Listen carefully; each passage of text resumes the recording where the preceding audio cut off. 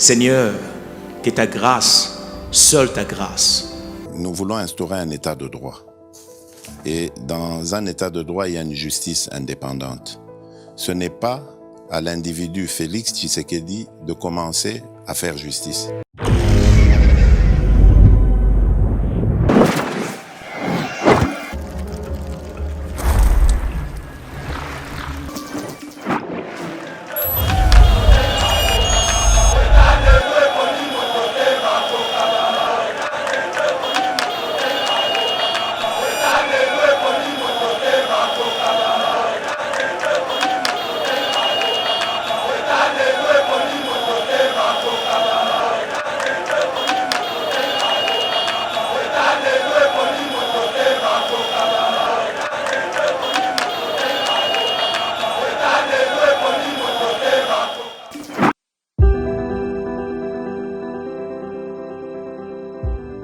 Olingi ou visiter Royaume-Uni, topé ofanda kana Royaume-Uni mais ozana posa ya ko voyager libanda. Ezala pona voyage obongisa kala, topé voyage ya mbalakata. The Globe Pharmacy a ko faciliter voyage na yo na mitungisi nyonso ya COVID-19. Azo proposer ba test ya COVID ya ndenge nyonso, test antigénique to test PCR. Nali pe couper sa certificat oyo ekosunga pona voyage na avion, train topé bateau. The Globe Pharmacy azo sunga bandeko oyo bafanda kana Royaume-Uni ozala vacciné to non vacciné. Soki olingi kobima to pe kozonga na Royaume-Uni pe oza na posa ya numéro ya réservation pour na ko remplir formulaire ya localisation ya ba passager. Pour na renseignement nyonso, benga biso na +44 20 81 27 44 24. Topé na WhatsApp +44 74 05 81 41 70.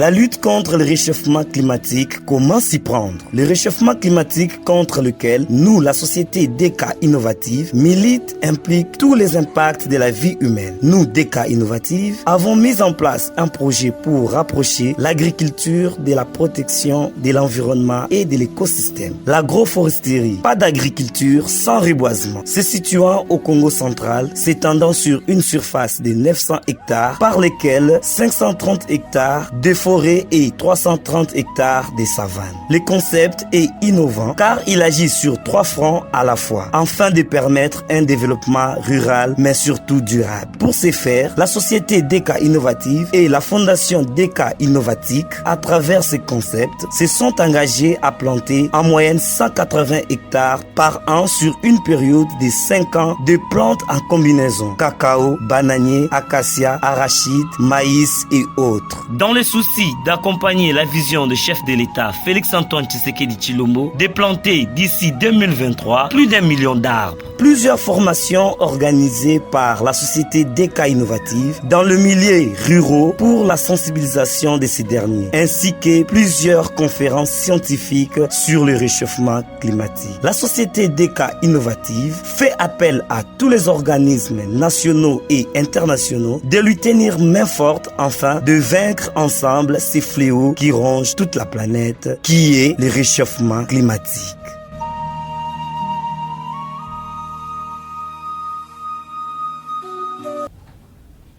Bienvenue, mesdames et messieurs. Vraiment, Tokomi na Soukaya Anending Tokomi Kokende. Donc, au lobby déjà, le 25 décembre. Donc, joyeux Noël. Nabino Nyonso, merci de la confiance où vous allez copier Sabiso. Vous êtes belé la République démocratique du Congo, mais aussi à travers le monde. Où vous allez copier ça, vraiment confiance dans Yeba TV en termes d'information. Le loto Golobela Bongo arrivé. Et à son excellence, monsieur le président de la République, na Grand Kassai, donc Nenge Izali annoncé, Tozoko le Belayango, mais aussi Tozoko le Belapé sortie médiatique, il y a collectif, il y a avocat et ancien président de la République, Joseph Kabila, par rapport, il y a rapport Hold-up, Boyebi qui Azaki vraiment cité dans plusieurs dossiers. Kassiba avocat naïba lobby, l'ancien président se réserve le droit, il y a qu'à saisir justice, que ce soit au niveau RDC, tout dans instance internationale pour laver image ya mokonzi ya mboka ya kala oyo collectif ya ba médias internationaux bazali ko salir to ko lobela yango et puis tokomeka kolobela ba réalité mususu o ezali koleka na République démocratique du Congo, embouteillage des amakasi, qu'est-ce qui se passe la période de la fête oyo ministère intérieur et ba disposition nini pour quoi alléger situation, surtout il y a conflit, il y a circulation o ezali ko déranger mingi donc population quinoise. Pasteur Gili, bonjour et bienvenue. Bonjour ndeko Mythe, joyeux Noël. Donc na bande nyonso bazolanda biso na ebi que c'est pas facile mon frère. Qui année, le 1er janvier, si le 24, vraiment au four et au moulin, toujours dans Moussala, les hauts et les bas, appel, message, bien sûr, les cas yamala mouté, mais et ça li que to simba kaka nzela o tozo kende.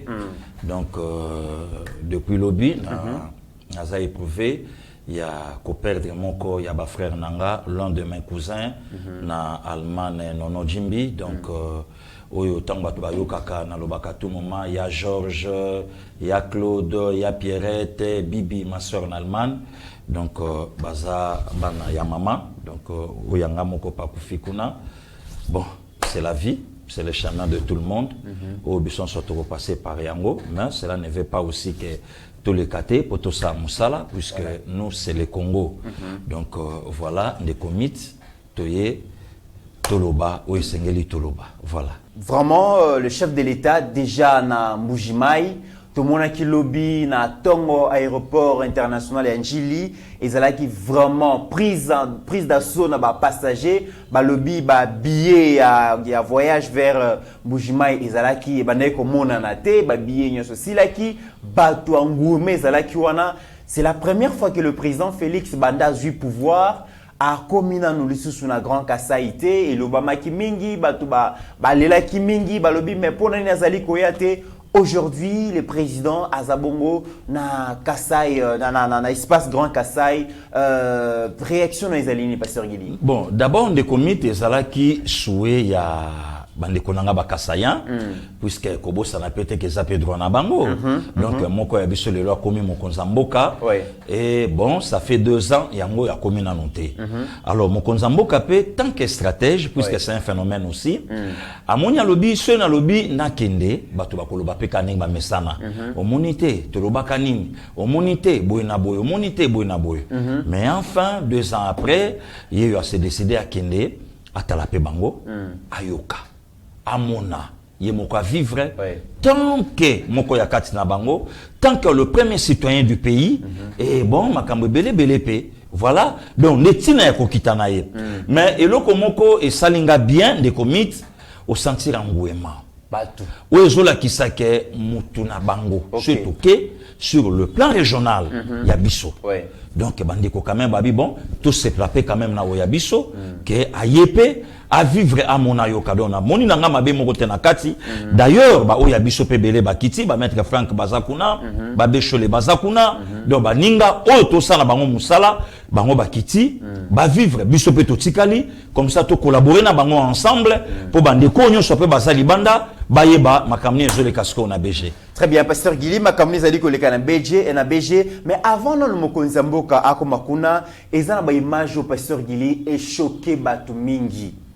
Bisoto kendaki na bakonde il y a quelques mois kuna Mbujimai nzela ezalité mai ezalité situation est très difficile même biloko kolia ezalité mokonzi mboka sanosika kiazali koya to moni mituka ya OVD bazali ko sala banzela mbangu lokola pe nature elingaka nango injustice te mbule beti elongoli babiloko nyonso bapoto bambele nyonso ba terre jaune OVD abwakaki.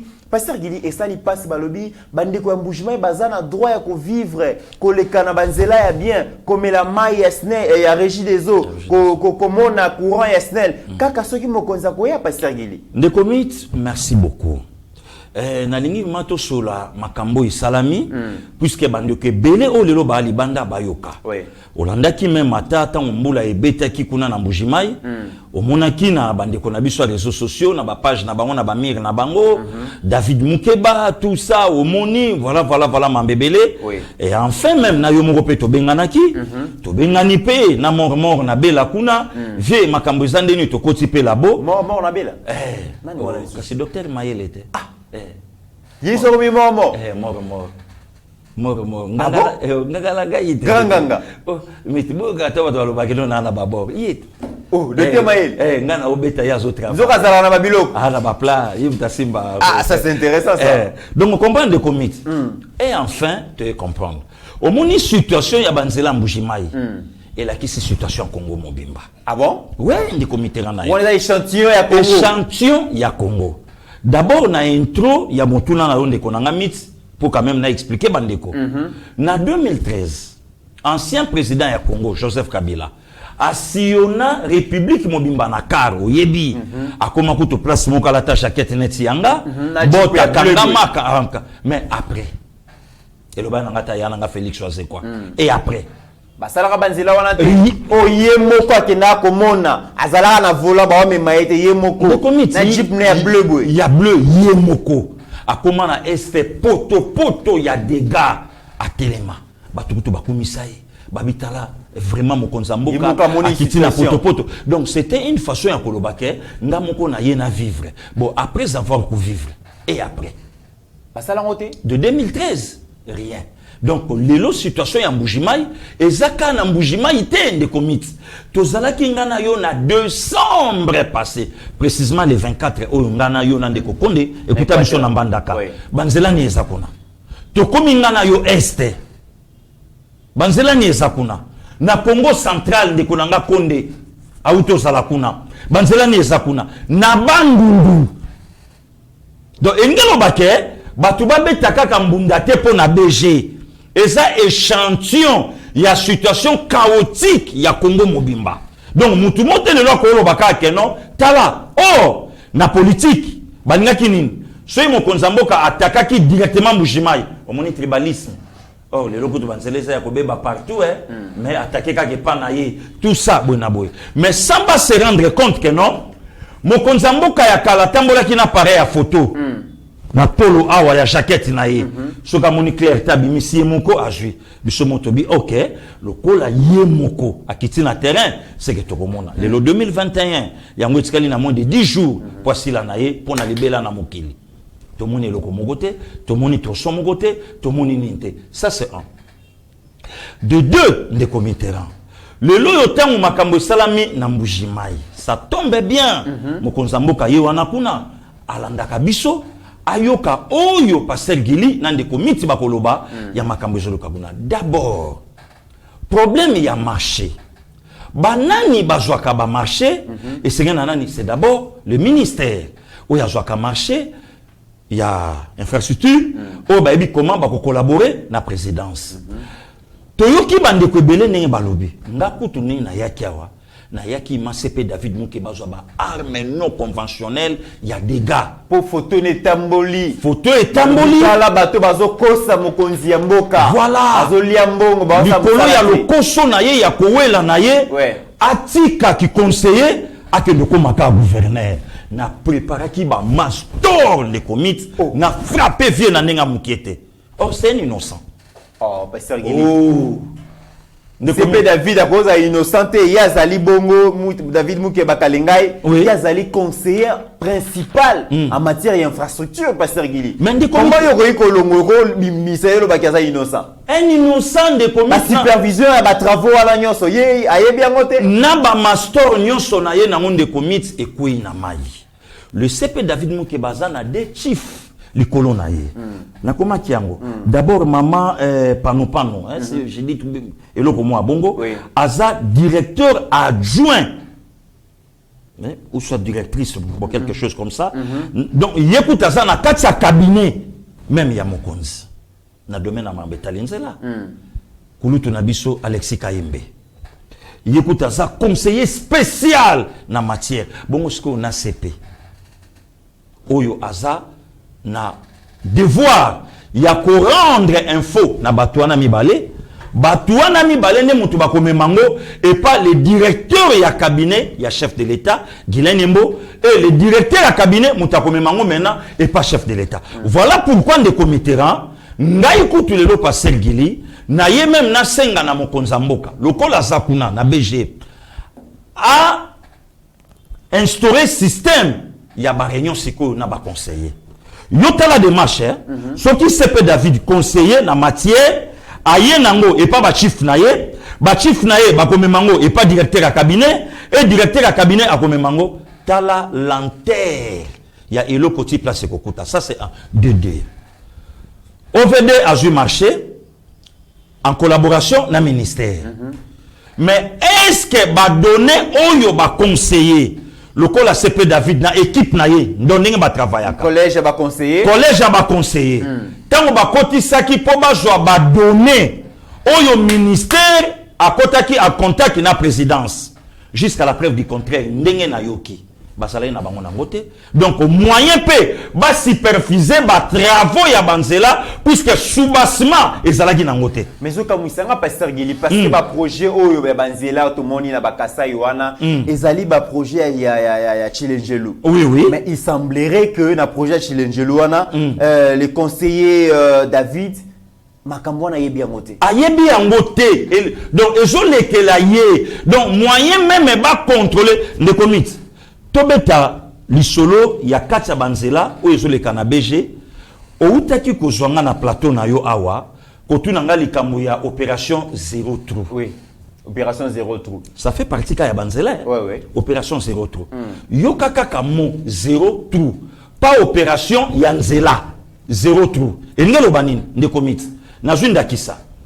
Victoire Bandi na kwa ya sayo. Ouais.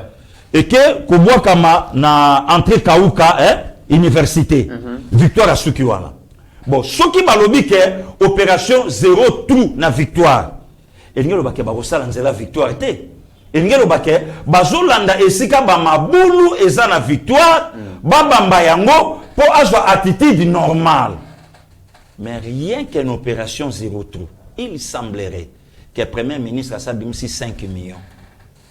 Est-ce qu'il y a 5 millions pour la salle na Kinshasa ou Tomoni déjà? Zéro trou. 5 millions. 5 millions. Ndenge na yoki, il semblerait. Mais la 5 millions. Même le Premier ministre est très mécontent. Il y a Kobimisa Siko Mbongo Mususu pour continuer puisque jusqu'à la preuve du contraire, zéro troupé. Zéro troupé. Zéro trou, zéro moussala. Zéro trou, zéro moussala. Donc il n'y a pas zéro trou babambi. Mais 5 millions c'est bimé. Ce qu'on a commis, son abina zonga na makamboyo et salami na mbujimai. Batubazi projet Yanzela na BG. Projet Yanzela pour 38 mois. Yebisanga. Or, ba travaux nyosoana. Ils ont obligé avant fin. Il y a 2023, donc il y a premier mandat. Oui. Il y a chef de l'État ici là. Ce qu'on a multiplié année monko azana 12 mois, 38 mois, 24 mois 2 ans, 36 mois 3 ans, plus 2 mois, de commissaire en 2025-2026. Allez-y comprendre. Non seulement il y a un de comité ranaya, batiki makambuya projet ezo salama na BG. Nzela moko lisu na kananga ya sable ya mabele. Batiki ba continue na nzela wana. Oyo pe eko dépasser une vingtaine de mois. Donc na ya Chijelelu wana eko silate, kananga pe eko silate. Mandat mokonza mboka ekomi na suka na 2023 po bandeko ya biso moko ya Kasai po ba pesa ye deuxième mandat. Donc c'est une façon de commettre. Ya ko sakana na mokonza mboka tina fief natal na ye. Oh, je te jure. Pasteur Gili. Je te jure mon frère. Même tu es pas naïe. Tu es pas naïe. Ba sakana na ye. Que et permettre bato ba vandi balobi bo place ba voter la cahier. Badona 9%, tokota la kuto seconde yango wana. Et le binango yo na intro émission, natir et pardonnakate et pardonnete, bolumbu et bimi nanzela. Et puis pasteur Gili, naïbité bato baza pembe na mokonza mboka soki bazali ko réfléchir ndenge nini. Mbujima eza ville Mbujima eza na ba problème eza nango. Grand Kasa eza na ba problème eza nango. Lokola bosali batan ebele bobongisaka yango te, courant ezalaka te, mai ezalaka te, nzela ezalaka te. Botika yango bon mokonzi ya mboka ye moko. Aya ko se rendre compte na réalité na base de situation kuti na terrain non. Donc c'est comme si bazara na politique ya ko voiler mokonzi ya mboka. Mais justement, pour la kisa ye makambo ezali di yango te. Nyonso wana pona nini puisque le président de la République politique oyo ya bakonzi ya mboka na biso ya Congo, c'est difficile aussi le chef de l'État azala na contrôle ya nyonso. Vous serez d'accord avec moi, Ndeko Mix? Yango moni même Mata Joseph Kabila, na souka ya mandat na lobby, na zangi 15 bons collaborateurs. Ndeko Mix, est-ce que Bandeko Bayebi ke programme ya 5 chantiers? Et zalaki programme ou zalaki na soubassement, ya ko présenter avec des éléments sûrs. Voilà. Mais bato yo ba entoura ki ancien mokonza mboka, ba pesi programme ya 5 chantiers comme un slogan. Comme un slogan. Pour présenter un monde en 2006, l'eau, courant, tout ça, baroute. Et là qui est vrai. Pourquoi? Puisque politique n'a biso et salike, mon konzamboka azala na ba réunion te na ba conseiller na ye.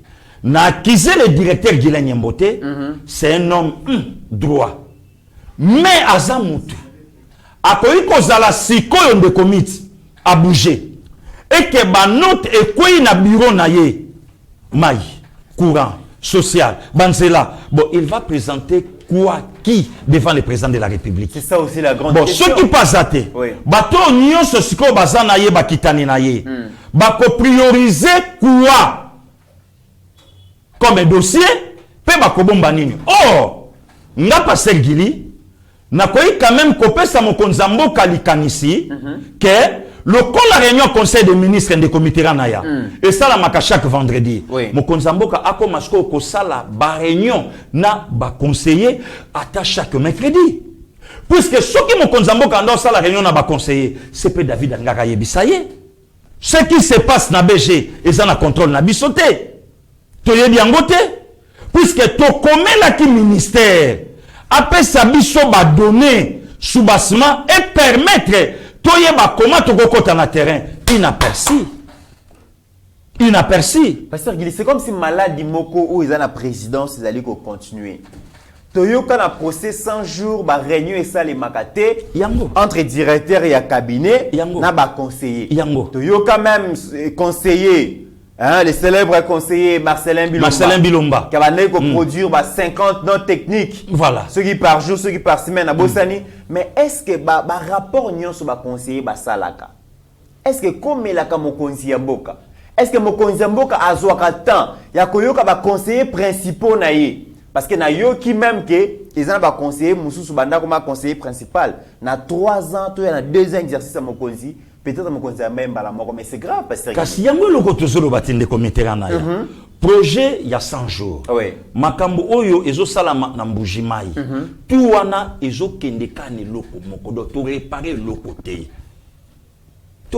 te de comité na betelo lisolo likambo 0 trou yo kakaramo 0 trou donc tout le monde a libuluté mais toujours continuer comme on ngoka toujours continuer comme on appelle mbongo o ese bimi to yebité à moins que baloba na biso Gilina Mitterrand boloba pamba mabulo se salama ikoto to kundi yango tout mais ndenge to yoki 5 millions et c'est bimi mais mokonza mboka ye moko pe alobaki na conseil des ministres que nazo mona clarté tozwa ki décision na conseil des ministres que to bamba mabulu mais jusque là mabulu les arabes et si ka siko nazo beta mokonza mboka ba armes non conventionnelles mokonza mboka oui mais c'est le président de la République place siko nazo beta siko ba armes non conventionnelles yango wana mais soki mokonza mboka alobi ke toyoki tuti siko tozo monate na sengi na ministre titel ba accélérer ba travaux mais non mokonza mboka yo zalaka na Genève biso to ganga awa retirer signature o tardaka te retirer signature salamaki mokonza mboka na poto de comité ngana yo na plateau batu ba proposer budget ya 6 millions pour na fête ya passation ya pouvoir tobele linga na yo na plateau mokonza mboka lobi fête wana ekozala te donc il y a tant de makambu de comité oyo toloba likamba so de mouton mokonza mboka so de mouton ezolala lobi na tongo tola mokonza mboka abimi ye moko akei likambu ya communication na ye tant toloba ki a mon chef de l'état ayoka kibiso a changé directement mais pourquoi pas le likambu ya ba conseiller est-ce que lui-même le président de la République il est d'accord na ba conseiller oh lelo ba osana ba ngelo côté il est d'accord na ba conseiller na Weston na makolo aza d'accord na ba conseiller costume il y a huile dans nzoto, il y a 3 pièces. Le chef de l'État est d'accord. N'a pas conseillé oyo rien et le comme côté. Mais azo zelanini po à limoger, à nettoyer cour na yo wana nyonso. Mais pasteur Gili, je pense na éviter ceux qui Londres, ceux qui wapi mokonzi ya mboka abetaka lisolo ya Bic Rouge. Batu babeta maboko makasi lisolo ya Bic Rouge. Mais pasteur Gili, Bic Rouge wana et sali musala kitoko na coalition FCC cash. Bic Rouge est sanctionné coalition. Bic Rouge est bomi coalition. Mais na éviter pasteur Gili. Yango Bic Rouge ya mokonzi ya mboka. Ezalaki kaka pona bato ya FCC to ezape na famille na bato baza na cabinet na yeba o bazali ko travailler. Est-ce que sanctionner ba monter? Kasi mo le koto so ba. Des empelé kebele ba récompenser ba koki. To vandinda na yo na plateau. Ba congolais na ba congolais bazo tuna to komi wapi na likambu ya francophonie. Wana su likambu pasteur. Ne komit. To komi au bout du doigt et na Rwanda. Parce que wana ekozala c'est Paul Kagame qui dirige le Congo. Ou bien ba congolais bango mo bazo sala poto ne loko oyo e ko vendre mboka na bango. Pasteur Gili soki organisation connecté Rwanda biso to suka. Tozo solo la na yo na plateau. Est-ce que les loba congolais ba yebike totikali au bout du doigt na seconde et longwa awa eke na Kigali na Rwanda. Wana mena Fachi Mtateki yango ou c'est Kagame qui dirige le Congo ou bien ba congolais na motema mabe na bango moko bazoko ka ko vendre mboka te libanda. De équipe ceux ali kamba conseil pasteur Gili faut te le la vérité. Justement, ils a conseillé à président de la République à gérer mabe projet à francophonie wana. Batuming bazali ko ganga lelo bazali ko accuser son excellence Nicolas Kazali ko bimisa mbongo te. Campagne de diabolisation. Yemoka lobiso ki na yebisi bino raison. Campagne de diabolisation. Voilà. Un conseiller a signé contrat au nom du gouvernement, au gouvernement de exécuter, mais c'est les conseils pasteur Gili des autres amis qui n'a pas conseil président. Donc des comités mawatro. Donc je montre que batu bazana souci na bolingo ya mboka te. Un conseiller a engagé gouvernement. Oui. Peut à sali contrat na ye, il oblige maintenant la ministre ya finance à bimisa mbongo. Et ça l'a raté parce que et donc le gouvernement ala qui censé à kosalango oyebi et ala ki na makelele moko na décembre. To poser ngano ba question. Oui. À l'époque où yokutu Nicolas Kazadi a même pas ministre à finance.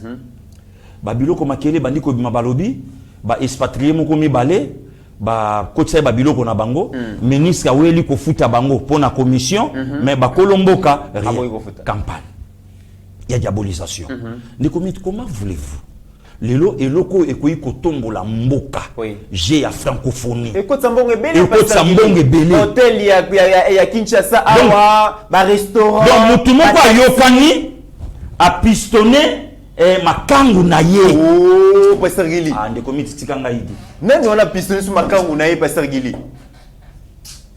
Donc eloko moko ya malonga te a pistonné makangu na ye.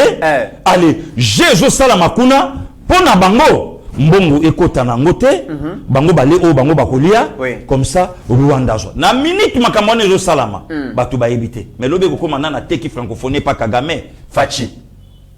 Compris contrat que signé la société mobimba mbongo ezate voilà bamba banja ezate bana compétence mokoté ba gagner marché wana ndengeni cop wana ni conseiller moko ya voilà pourquoi mon eloko na jebisa mokonza mboka a frappé le commit na joyebisa yo vérité démocratie ya Congo démocratique na démocratie ya Nigeria eza ndenge moko te ndeko naya eza ndenge moko te jamais yo c'est la démocratie donc ndeko mit Maréchal Mobutu na 66 alobaki on peut l'appliquer mais par la lettre. La nuance c'est que le respect dit à un chef c'est quelque chose de sacré. Lorsqu'un chef décide, il décide. Mokonza mboka a décidé dans 4 réunions conseil des ministres, peu ministre azo patauger. Non, ndeko mit na Chine démocratie pesali. Mais soko ye na démocratie ya Chine na ya France que ce n'était. Pasteur Gili. Nazim sayo. Batebele bazolo balelo na marambolobi balobi mokonzi ya mboka le président Félix a commis ko kwea malembe na berero yo prédécesseur na Kabila bande ko sala. Alobi Kabila zalaki très large na ba collaborateur na ye. Oyiba te Kabila ye etaliété. Kabila bande ko punir ba collaborateur na ye. Mabe basala te anosala honte lelo balobi président Félix aza lourd pour okanga pour nos décision azo punir te a sanctionner te ba conseiller ba sa ba balingi Yété, mais ça m'a pas pasteur Guili. Mais des comics tokoloba yango likambo salami na mbujimai, batu nyonso batali, batu nyonso bamoni. Maintenant qui trompe qui? Oya zo sakana nani nani? Est-ce que Rwandais mutasa kuna? Hein? Est-ce que Rwandais? Et lo ke kamusinga de komitera, na moni bande konanga ya BG, modèle ba yambi ngoi kasanji. Ah, de comics. Oh. Na lobi na yo et comme ici na lobi na yo ndeko na ya totika kokosa ke facha zo teka mboka na Rwandais totika kokosa totika ndeko na ndenge ni pasteur Guili totika yo linga ba yamba yete pasteur mais situation eza na BG ngo ikasanja zata na 45%. Nenga za il a dirigé la province plus de 10 ans. Province wana ngoka sa dirigeant plus de 10 ans. Le banzela wana yo sa mabeto moni wana ezala avant kokana te ke Facha kokoma chef de l'état. Résultat gestion ngo ikasa mai ezanga na mbujimai kokana te Facha kokoma chef de l'état. Lotili ki ezanga na mbujimai nde komite kokana te ke Facha kokoma chef de l'état. Kabila zwa ba province apesa yango ba kolo province mo diriger. Et pas nanga en Équateur ba oyo ba dirija bana ya Équateur to kominga na yo et bakatana yebale na sima mai na ba robinet ezate. Mais Rwandais mutashera kikuna. Rwandais te mutashera kikuna. OK. Hein? Bande ko Équateur ne batu ba gera yango. Oye na BG ngoika sanji. Na Katanga, Katumbi. Katumbi oh le loi comique non na kopesa bino un Congo meilleur mais akoka jamais kopesa un Katanga meilleur. Donc Katanga ya pas motif souvenir malamu te. Souvenir ya malamu te mais Congo nde mutu okotika ya bien. Et puis bande konanga BG ba ya mingo ika sanji. Si ba ya mingo ika sanji babosani likambo diamant. Si ba yamingo ikasanji babosani makambu nyonso o esali ke mbujima yezala o lelo eza ba yambi yebi mais na yo kango ikasanji azala mbongo ebele mais justement mais atiki province na mpia kebele mais kasi yango wana nde ba dirigeant Congo ndenge moko lelo pe na ba conseiller oyo nyonso batondi tout autour à chef de l'état qu'est-ce qu'ils font ba osala nini ndi comité lo ni ba osala ba pesa résultat. Voilà pourquoi les lots a clair à Olobango que Mokonzamboka alongola bango na obédience. Il y a directeur à cabinet. Des comités est-ce que tu vas se poser la question te. Vital Kamera kangama na likamba 100 jours mais c'est David Mouke bakangama te. Et comme ça ba kasi yango yo pourquoi moyen au contrôler makambo zate ndenge salami na makambo oyo. Atindi lettre boye bisabiso makamni zo sala makoto yo batu ba ebite que c'est un technicien de formation OVD baboy ba opesa te ne komit ba dossier zo tambola na C ezo signame na tout droit na suka nango bu et komi mbala moko na droit chemin que il faut bopesa liberté provisoire na Vital Kamerhe.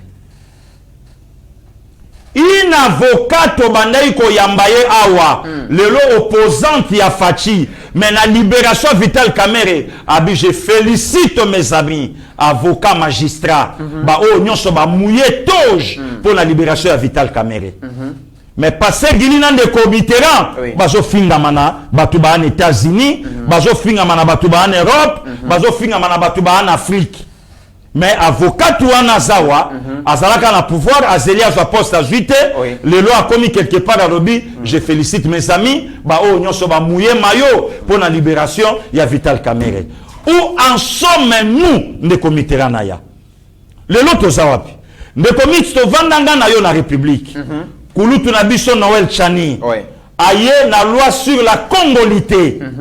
Tout le monde a bande qu'on a biso ba lucha bazolanda biso ba s'opposant à la loi ba lucha bango balobaka baza ba mouvement citoyen mais on dirait mouvement citoyen ngo baza ya ngambu moko pasteur Guili de commit on dirait ba liaka quelque part na lobi na yo kope be ba benga ba master baza kuna ba leki ba kuna ba ndeko ba kuna ba kabwana lucha ba kabwana ba olandanga nini kabola bango bongo lo chochote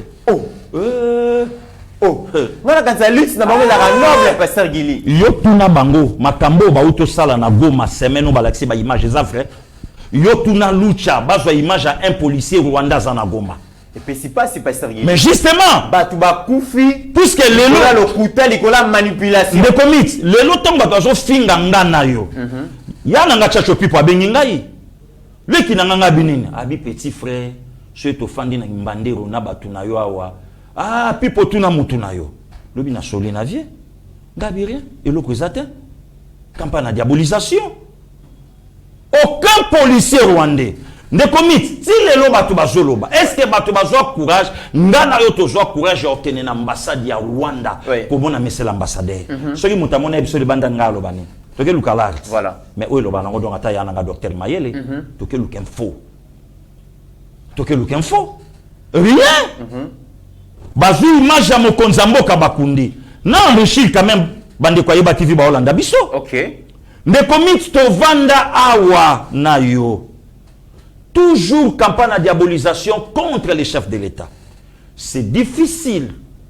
Namboka lopa ya biso Congo, muto sala plus de 2 mandats. La nuit est courte, la journée est longue. Bato ba soutirer pli. Ba bioka ko to facha lobby. Ako déposer na yaso ko kanayete. A aussi sané mandaté. Campagne de diabolisation et salami. Ne comité ranaya. Zwa maloba oyo na tambola kanayo na sala kanayo place moko a combien plus forte raison de longa na kosa na koloba non be mission na sala na de commit na sepela nango vraiment mais tout sala kanayo toujours travailler na yo émission au ce que fouté oyebi ba souci ni to benga na ngana ona konde tam so ba 1h du matin par rapport à travail au lelo to sala a combien plus forte raison bozana mutu na union sacrée. Mais aujourd'hui, le coach la likambu yaram libanda, oh yo posana ba ministre no pe na kata gouvernement. Très bien. Oh yo ministre qui basa pas na bango. D'ailleurs pasteur Guigui avant qu'on na makamba katumbi wana, eza na cadre moko ya MLC a sali déclaration lobby et sengeli UDPS baibake na 2023 Jean-Pierre Bemba ozala candidat président et que mandat oyo ata tozana batu na kata gouvernement bisoto osali la programme ya UDPS. Ceux qui ont échoué, c'est que UDPS ont échoué directement Jean-Pierre Bemba. Bah ça déclaration bah recadrer cadre wana. Par le bison sozana union sacrée bah déclaration à tolinga ngote. Délinquance politique. On voit quand même que quelqu'un de commit na mutu a lobiango, c'est un délinquant politique. Voilà, qui est sincère. Donc ayebi makambuté. Voilà. Bato baye na politique par rapport donc ayebi na yete na lo bangwa zotala programme eza IDPS voilà programme eza ya chef de l'État na ba leader politique à mboka na biso voilà MLC va recadrer l'UDPS n'est pas majoritaire aujourd'hui lelo nana kobo ya travail il y avait pas maman F Bazaïba lelo mtakobo ya ngote donc ozomona que il y a des hypocrites. Dieu merci Kouloutou Jean-Pierre Bemba, c'est quelqu'un de boyé. A recadrer bango, mais na union sacrée pasteur Guili bazali ko lobabi mboka oyo et sengeli kaka un autre Congo parce que makambo zali ko leka passer l'équipe pour ezate ma ezate nzeli. Faut tiper ya bango te maintenant qui est le porte-parole de l'union sacrée. Porte-parole de l'union sacrée nani.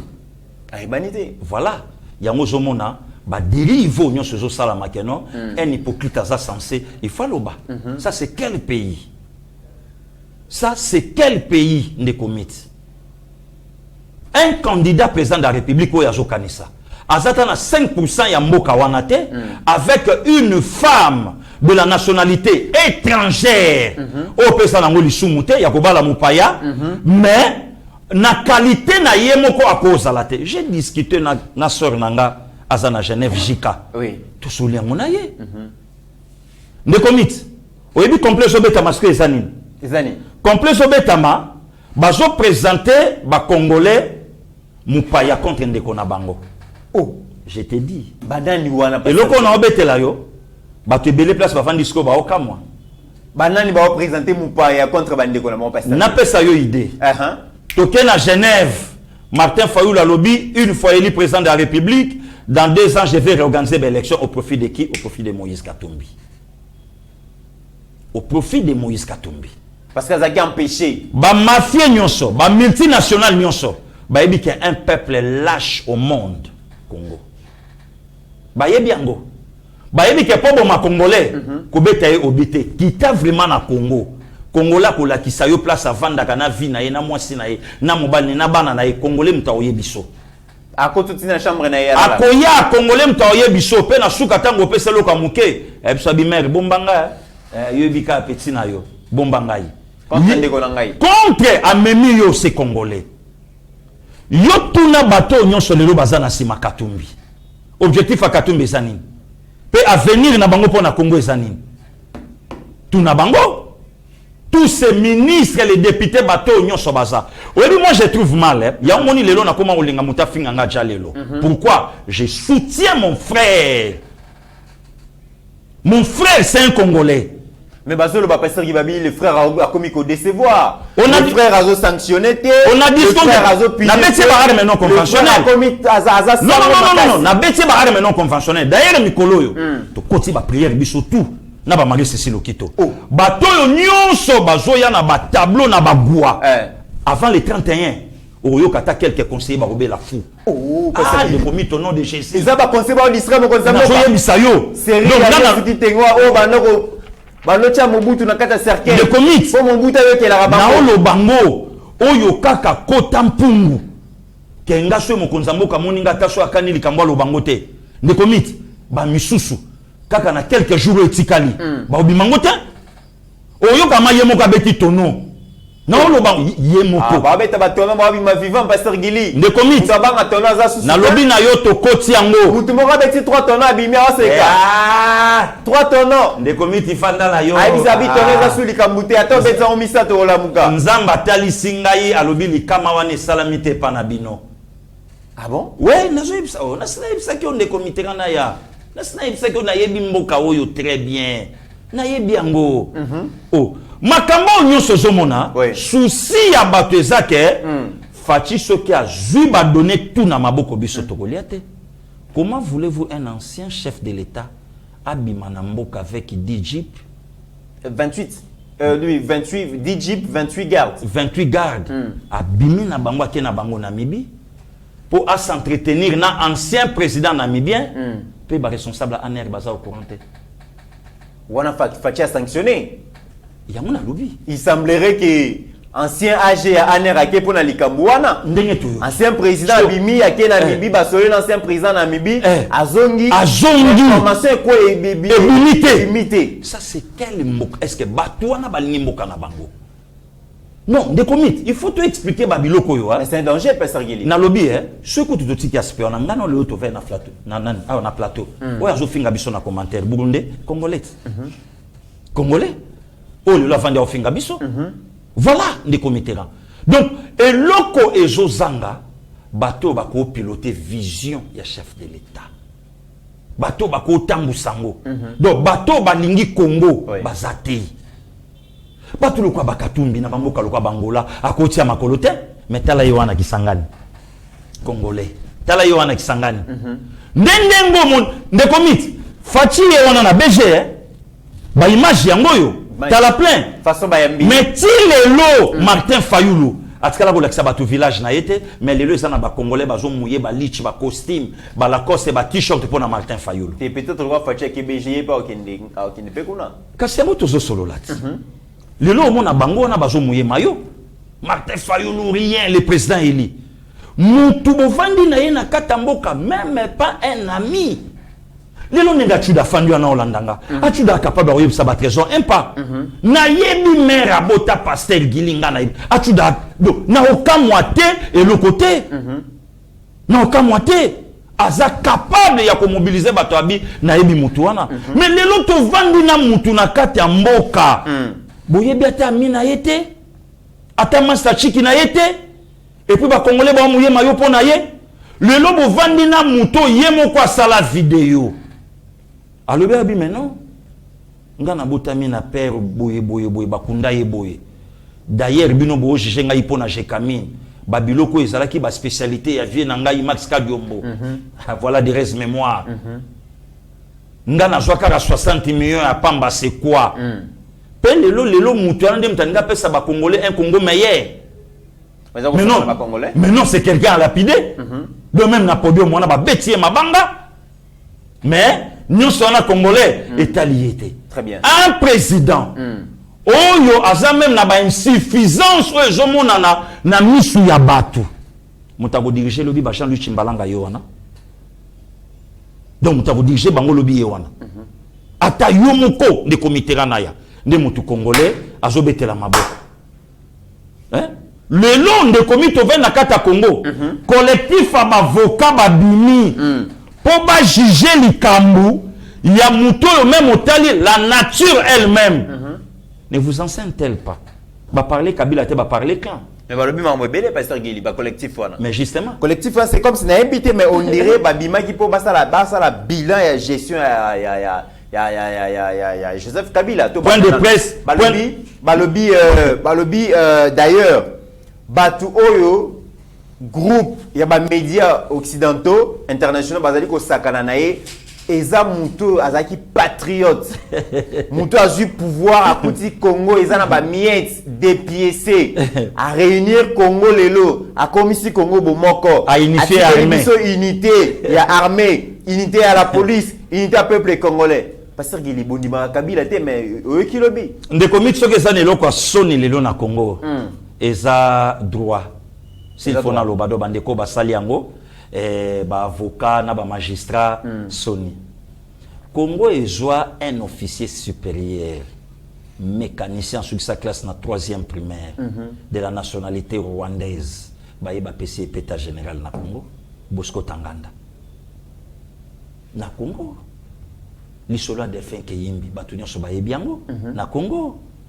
Est-ce que lelo vraiment ba avocat congolais collectif ba koko télémapé ba lobi likambouana qui est le père de la démocratie panafricaine soni ne commit voilà pourquoi le rona lo banayo totika kombo ya ba rwandais na minoko na biso wana nga passé Gili na lo bango ne commit to bandana ko si sa problème o ya biso awa biso moko ba congolais ba tout balkaniser Congo biso moko biso monde ko to komisa ba rwandais makasi mais tout ça la publicité na bango to la ke bango baza puissant ko le kabiso do biso monde to sala ka bango apparemment nde comité na ya to utinga na yo na este otali banzela otali ndenge to otambola na port ya Goma bato to vedette à l'état ezate nyonso eza ya bato to komi na este na Bukavu totali vie ezakuna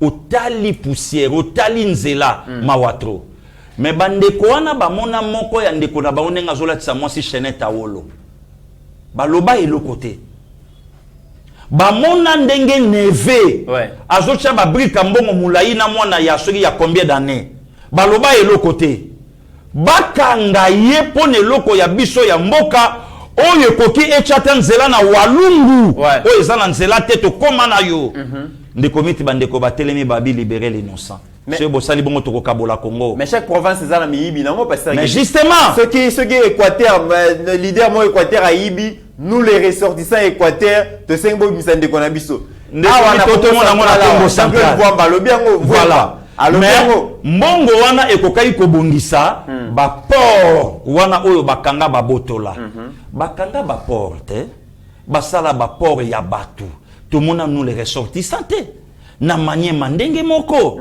ndeko mitena sko biso ba kinwa to koloba biso ba ressortissant ya nani Kabila tiki balobi ba collectif avocat ya ba avocat Kabila balobi atika 2 milliards na banque centrale pour na fachi atonga na mboka est-ce que na mboka lokola Congo na un président a dirigé Congo pendant 18 ans collectif ba avocat ma ba koloba katika 2 milliards mboka lokola Congo oh Pasteur Gili ndeko miti to ba bololete to kolipe na politique ça tiki 2 milliards c'est qui a su combien est-ce que Fortune à Kabila pendant 18 ans 2 milliards non parlons-en mon cher balobi tiki 2 milliards kasi yango tolobi ya ye moko o ya bimi nango est-ce que ça 2 milliards o ya ye moko abimi nango po ya tike la Congo 2 milliards o ye moko abimi nango et ça 2 milliards bon lelo so balobi bazala wapi na likambu ya banko yo ya na Amérique kuna oyo reniaka soki nini makambo soki ya Panama tout ça voilà collectif avocat balaka wapi mais qu'ils nous disent aussi Fortino Zoé akangi nango Mwanda pendant 12 ans que député et Molima ils a combien Nathan na bango baloba na biso ndeko miti tozana kata mboka oyo député a telemi alobi ke to sala na service national na Tanzanie pe mention ya kobimisa ye na parlement ezate mention ya kobimisa ye na parlement ezate il y a côté là en face il y a kolobake pour ça là dans service national faut ça là yamboka wana bon ceux yo ça là en Tanzanie c'est aux tanzaniennes rien et l'autre côté hein voilà les comités Balobi Kabila a organisé l'élection 3 ceux qui en 2006 en 2011 en 2018 sur fonds propres à Sengamongo Libandate président Félix Ali ko tambola ko Sengamongo par-ci par-là Kabila no ko tambola Sengamongo te parce que ce qui Félix azotambola à cause à devoir à domicile au pouvoir il y a 18 étiquettes liées à cause à pouvoir le Congo n'existait pas le Congo était dans l'oubliette bon on va baiser le kuta ne comité là président il y a 18 ans puis discours saluana ya yango nzambe asunga to vivre babisika wana moins de 30 personnes na tribune des Nations Unies des Nations Unies yoka bato babi toza na besoin plainte to na besoin ya messages à la véhiculer il semblerait que tout ministre mon affaires étrangères a mbata donc mobilisation bo sala yango po bobenga ngana ya c'est grave pasteur Guilé nazo yebisa yo lelo bana ngai to solako bandeko ba olanda biso o ba 8 ans ya kolobaka makamususu ba mona ke problème eza bato biso des problèmes eza biso bato to na mboka na bango bato ba libanda na ba poto na États-Unis biso tout raisonnement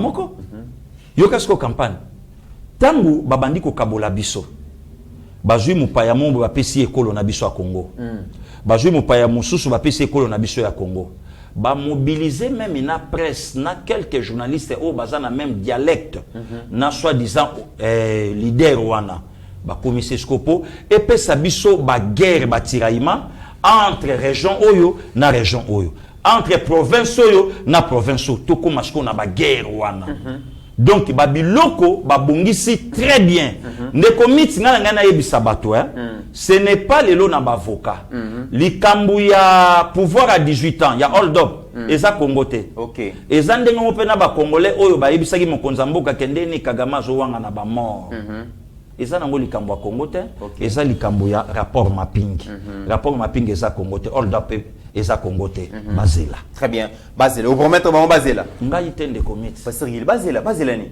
ndenge tozo kende ba ko appelle liberté provisoire avant arrestation liberté provisoire avant arrestation ouais ndeko miti eloko kama eza lisote mais bazala tranquille eza likambu te que non collectif pourquoi collectif te bobimaka pona ko crier pona mort à Chebeya très bien bobima te botu na client na bino koka Arma Tongolo eza famille na etilelo balobango balukango lelo bandeko nanga ya Congo central nous les ressortissants Chebeya kufa pona bango bonu dia Congo Chebeya kufa pona bango Jean-Claude Nvoimba alekate pour aganga ti lelo pona mémoire ya Chebeya Floribert comment pasteur Guilé a kongi kolobake en tant que citoyen na CPLité ndenge bakangi bongo à tout matubwana c'est un citoyen aïba ibate bakanga bongo te ça c'est un citoyen qui le dit mais Jean-Claude Nvoimba a régionalisé maloba voilà biso ba ne Congo mais ça c'est quel discours finalement voilà ndeko miti biso ba ne Congo to CPLité non biso ba congolais to CPLité parce que à tout matubwana c'est d'abord un congolais voilà ça c'est un discours voilà. mais comment il y a un niveau na président assemblée provinciale voilà il y a institution voilà vous avez la tribaliste à niveau voilà ndeko miti et ça passe voilà. Pasteur Guilé to komi na suka tozali komona quand même que 2023 et comme okoma pembeni pasteur Guilé bato bazali ko bongama ba jeune bazali ko s'organiser jeune Dadi Tiswaka azali ko s'organiser per le bi Horizon 33 les structures mo bazali ko Horizon 2023 pardon qu'est-ce que j'ai dit Horizon 2023 et à ça la sortie officielle bongo na le 30 décembre oyo to landai quand même comment azali ko expliquer en gros motivation na ye banani bakoya et un objectif ni to landa comme ça to ya ko clôturer l'émission. Merci. Mesdames et messieurs, nous sommes très heureux à Koyamba Bongo, un jeune homme qui a fait son nom parmi les leaders. Il y a la jeunesse congolaise au Basaliko, vendre vraiment image à Malam, il y a la jeunesse à la République démocratique du Congo. Aujourd'hui, il y a une grande responsabilité, mais depuis un certain temps, Mokomi Koyoka a déjà que d'ici le 30 décembre 2021, il y aura un grand événement sorti officiel il y a Horizon 2023, on ne sait pas Isalinini, et sur demande il y a public, Bosengaki quand même Toyamba Bongo Ndeko Dadi Tiswaka. a expliqué biso horizon 2023 ezali nini parce que ezali ko cadrer na ba prochaines élections, qu'est-ce qui va se faire, pourquoi sortir ya structure wana en ces moments et tout ça. Ya ngoyeba TV ndenge to répondra toujours na ba doléance mino, nous sommes donné vraiment ces devoirs au kende ko lukaye place azali boyebi kazalaka vraiment na Kinshasa mingi te azolaka bongo na Kolwezi Kasilelo. Par respect pour vous, tant que bengié pour appeler sa précision, il y a événement le 30, il a accepté de venir répondre à notre invitation et répondre à nos questions par rapport à Oyobino Bozali Koyeba Ndeko Dadidi Soka. Bonjour. Bonjour, Ndeko Miterana ya, to sepel mingi na invitation à Bino. Ndengo Otoloba, par respect à ba téléspectateurs mingi à Yeba TV. Tokoka kyo boyate ou bien ko douter ou bien ko hésiter na koya ko répondre à invitation ya Yeba TV encore une fois de plus. Merci mingi na bino. Alors tout ça vraiment nécessairement nous répondre à l'invitation na biso. Alors yebisa biso horizon 2023 au sortie officielle nango ezali kolobama déjà na ba couloir, ezali kolobama na banzela et tout ça et ça finalement c'est la structure, les aspects, les partis politiques finalement ezalini. Non, merci bingi pona motuna horizon 2023 ezali structure moko à vocation politique. Oyo et sangisi bilenge mingi au bazali na monde ya politique, bazali pe na monde associatif. Oyo ba monique tangu ekoki. Il y a kocha en place structure wana pona komema candidature ya mokonza mboka son excellence Félix Antoine Tshisekedi Tshilombo na maponomi ya 2023 pour que azala réélu mais en même temps pe pona ko identifier bilenge ba jeune oyo bazali na ba ambition ya Rosala élu comme député national, comme député provincial. Ndetolobi, to sangana, lokola, moi ba ambition ezali de part et d'autre, lokola Mokonza Mboka a fixé cap vers les élections il y a 2023, depuis 4 à 5 mois, Tozaki Kosangana, Tolobi, après discours, il y a Mokonza Mboka sur l'état de la nation, Ndenge a réaffirmé volonté à la République démocratique du Congo sous le leadership Naye, il y a organisé ma ponomiona, il y a Tolobi, c'est que Ngonga Ekoki, pour que Totika, qu'on réfléchisse en Katimini, Tobi Misasikoyo, na misuya opinion nationale, paix internationale, structure Otobengi, horizon 2023, pour yeba, ko enrôler, ko vimbisa, baninga, ya bipai na bipai, baya ba rejoindre biso, pour que ensemble, comme Congolais, ya Est, ya Nord, ya Ouest, ya Sud, ya Centre, baya to sangana to mema elongo,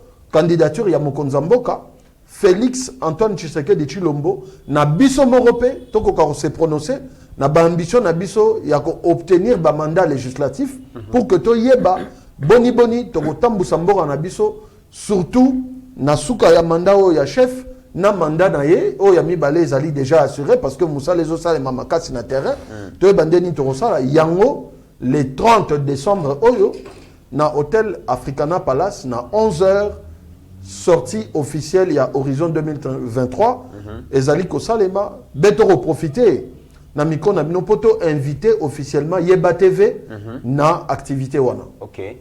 Très bien. Alors, na yo ki olobi ko soutenir candidature ya Mokonzi Mboka pour na second mandat nae ezali malamu mais na yo ki place intéressé nga beaucoup plus. Bozali ba chasseur ya tête ya ba jeune ou bazali ambitieux. Pensez-vous que na ba parti politique na ba plateforme politique mususu ba jeune bazalaka marginalisé yango wana bolingi bosala alternative bo aider ba jeune ba o bazalaka marginalisé na ba parti politique ba rejeter ka bongo ba candidature na bango parce que bah ça jeune et que bino boyo kopé sa bango opportunité.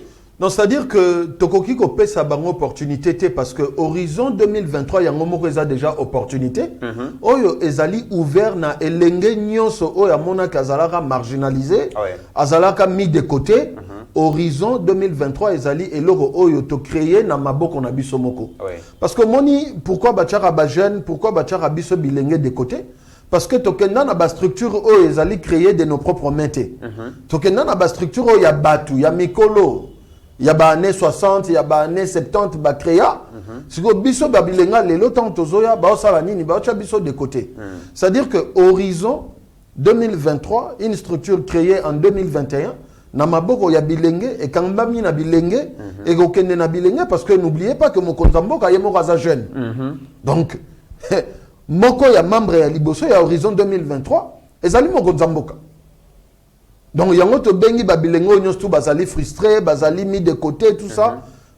Ngonga yeye to sangisa makasi parce que moni réussite na monde lelo ezali défini comme fédération ya ba compétence, fédération ya ba atout, fédération ya ba opportunité. Donc Horizon 2023 ezali porte polele et fongwami pona elenge nyonso ozala ya Kivu, ozala ya Maniema, ozala ya Congo Central, ya Bandundu, ya Kasai, ya Kinshasa, ya Katanga, ya Lualaba, ya Tanganyika. Horizon 2023 et kokota na banda nyonso tuwana et puis ba porte na yango ezali polele pona jeune nyonso oya Monica zali na ambition aya ensemble to sangisa maele poto eba boni sima ya mokonza mboka toko tonga ekolo. Mais différence ezali nini entre jeune Mora Kendina akende ko s'adhérer na parti politique que aya ko adhérer bongo na Horizon 2023. Na différence ezali nini? Différence eza que Horizon 2023 ezali structure ekokani na jeune wana. OK. Parti politique a kende kota ekokani na été. Parce que eza loko oyo ye apporté te, eza loko oyo ya qualité a créé te. Horizon 2023 eza eloko na ye. Déjà différence à liboso yangona. Ouais.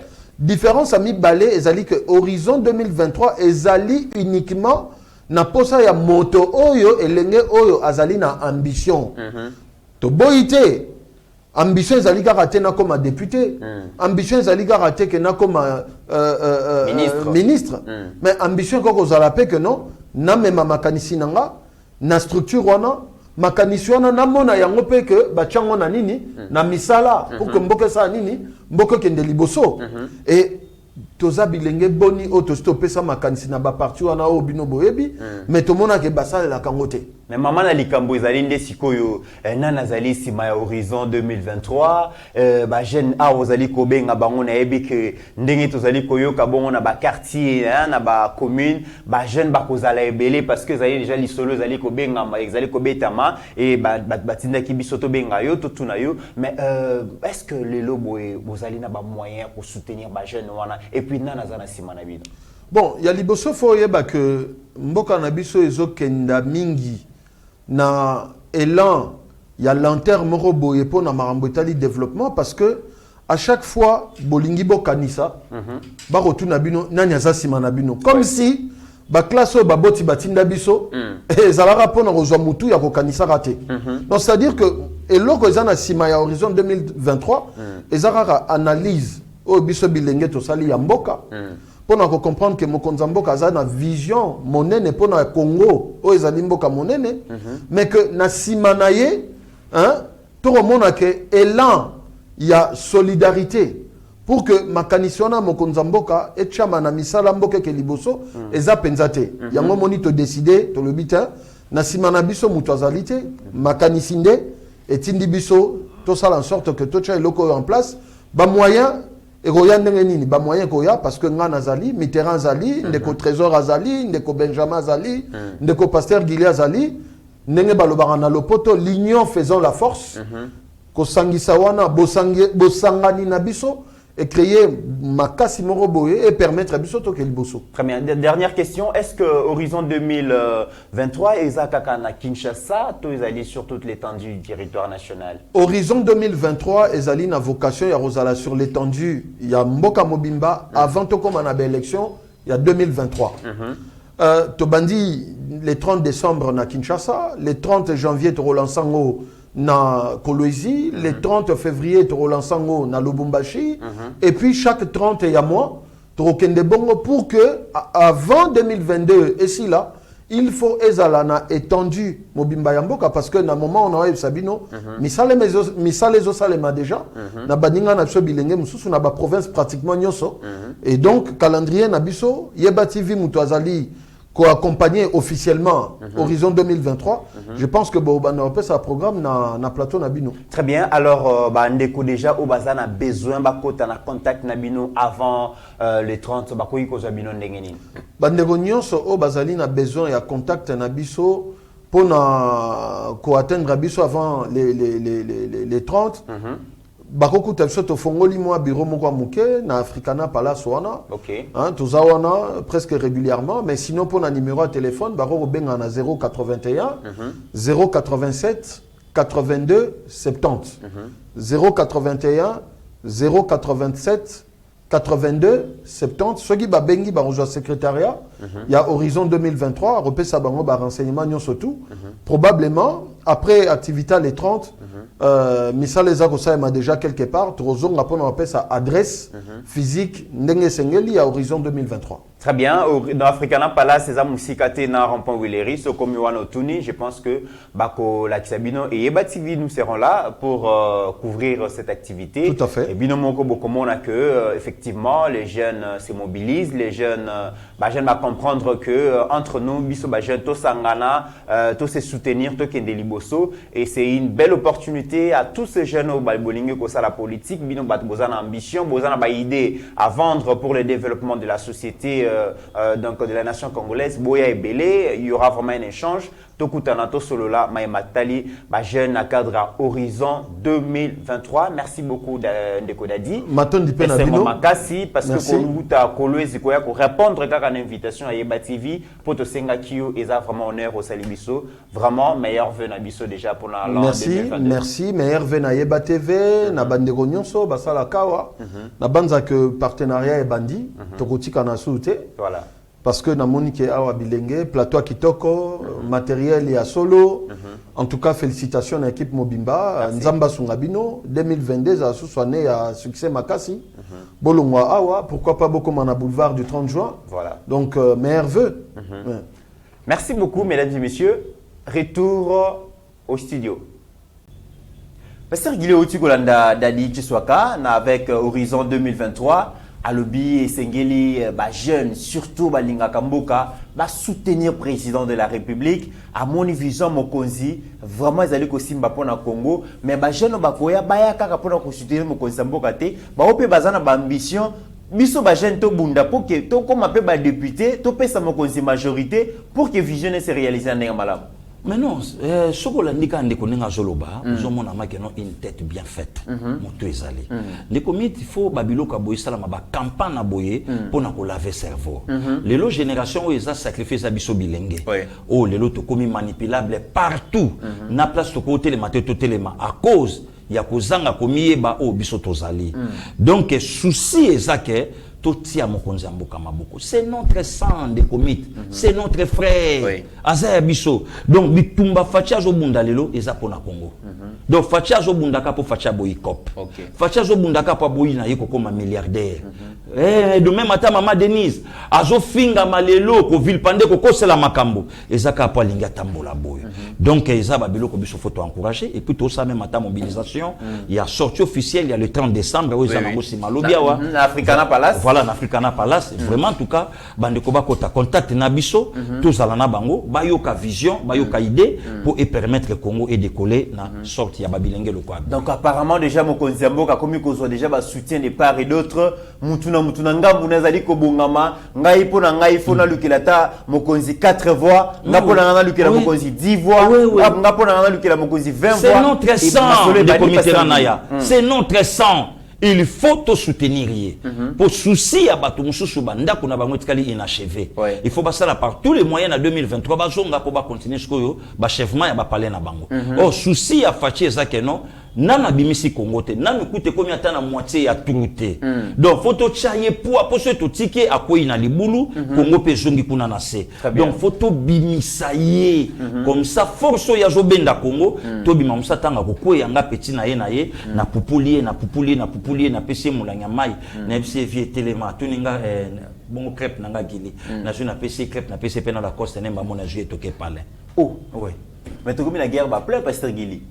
Bon moni mbouji donc moni mbouji mai lelo tomber binomo bombo donc image ningi bozali komona tomber Mais tout le monde qui paye qui s'en est tombé Pasteur Guili. Bitumba ba plein auto sous la Martin Fayulu paye les 30 les 30 paye yepé adresse na ezali. Oui, c'est normal, adresse na eza devant des chambres il y a Facebook na WhatsApp deux chambres réunies en congrès voilà. Oui, deux chambres na ba réunies en congrès. Facebook na WhatsApp. Il y a deux chambres. Oui, Facebook. Il y a Fayulu. Oui, na WhatsApp awoya opesa état de la nation ya mutu na ye, comment accident et salamaki et puis comment bimaki kendaki na mibi azongi et voilà yango wana donc batu bazela oyo bakokota bakokomenter o bakoloba loba donc voilà des comités. Parce que nous avons le président Élie Martin Fayulu donc ça s'adresse à la nation devant deux chambres réunies en congrès. Chambre en haut, WhatsApp, Facebook. Mesdames et messieurs, nous sommes arrivés à la fin de cette émission. J'espère que Bino Moro Bomoni ne Mokonzambo Kayambami et Otoko Senga na bande ko na biso ya BG Mokonzambo ka kiti sur terrain bo dérangera biso mingi. Bo benga ka biso mingi. Awa les premiers citoyens qui disent qu'on a beau s'organiser dans ba collectif, dans ba association, dans ba mouvement, beau senga audience, Mokonzambo ka ayo kabino moko parce que biso tolobe la bino mingi. Mais lié moko loko la zakuna bo bombe la vérité te. Ba collaborateur à chef pe bo bomba mokonzité. Boti kaya communion na population ayo ka ba posta na ya population parce que population za na makambu ebele ya kolobi la mokonzamboka mais opportunité soit makate a mokonzakiti nous espérons que makambu ebele kolobama isala ki passe ko yoka DG ya miba lobi to sali nyonso ba futa ba agent ya miba po mokonza zoya donc so mokonza ya kitende boninga bo futa ba agent ya miba te tala ba konzo bazali ko gérer biso le voilà pasteur qui to komina sous émission mo ya na yo pour na clôturer non merci de commit donc nazaka na moda matanga na olela mon cousin mon frère Nono Jimbi donc il y a Georges Place Azali il y a Claude Bibi il y a Pierrette maman Georgette Louya donc Nzambe a consolé ka mitema ngoto vraiment ndey bande konyoso ngiringiri bazaba kota balman kuna donc voilà moko ya biso akei donc tous alla toujours ensemble pour to kende tozongisa ndeko ti mukolo yo tokozongisa na mabele donc voilà des comités na nayo. Merci beaucoup Pasteur Guili, merci na staff technique Steve Kondé, Meshak Rabi Mokoko Place Azali, Mike Place Azali. Joyeux anniversaire na mon frère et mon ami privé et personnel aussi, Valérie Moulenche. Vraiment, le joyeux anniversaire na yo ndeko, joyeux anniversaire. Nzambe apesa o nyonso ezangi pour vivre plénitude ya vie na yo. On est ensemble. Joyeux anniversaire aussi na maman Christiane na Dallas. Année passée na bosana qui vous souhaiter joyeux anniversaire. Ache makelele na yo qui na regretté vraiment maman ngabu na ninga inde komita lo bana. Maman Christiane. Puisque tango tunobi yango ba pesa mbongo non. Voilà. To sala yango na cadre bondeko. Voilà. Hein donc ndeko moko azana mukolone pa lingi ba tombela ye. Ba biloko musuta boyolo bana ba audio et sala. Ça fait très mal hein maman Christiane. Mandiante. Voilà. Ko ba tombela yo mbotama et là mozo tuna so ba pesa kambongo. Voilà. Moi personnellement et salinga vraiment passé donc j'ai pas aimé maman. Na sepeli ninge Pasteur Guili Lobi maman Christiane en tout cas ezara likambambo ngote hein donc yango ermo isala rabiso pasi tango bo bandeki bo s'adresser na biso makamsu bolobaka ndenge ezokisa biso boye barate na souhaiter joyeux anniversaire est-ce que combien 10 francs au pesingate mais to bongisaka maloba merci beaucoup na bino nyonso joyeux Noël vraiment que l'enfant Jésus vous apporte la paix, la santé, la prospérité, le bonheur vraiment bozala malamu nzambe continuer ko kitsa ba grâce na ye sur mabota na bino soki yebati vitoza otoza c'est grâce à vous bino nde bozali ba roi o bosali biso ke tozala merci na bino et tozo espérer que ba soutien bo pesa biso ba soutien o bo manifestera na Yeba TV et ko continuer jusqu'à l'année prochaine. Portez-vous bien car chaque jour est une vie. Merci beaucoup. Seigneur, que ta grâce, seule ta grâce. Nous voulons instaurer un état de droit. Et dans un état de droit, il y a une justice indépendante. Ce n'est pas à l'individu Félix Tshisekedi de commencer à faire justice.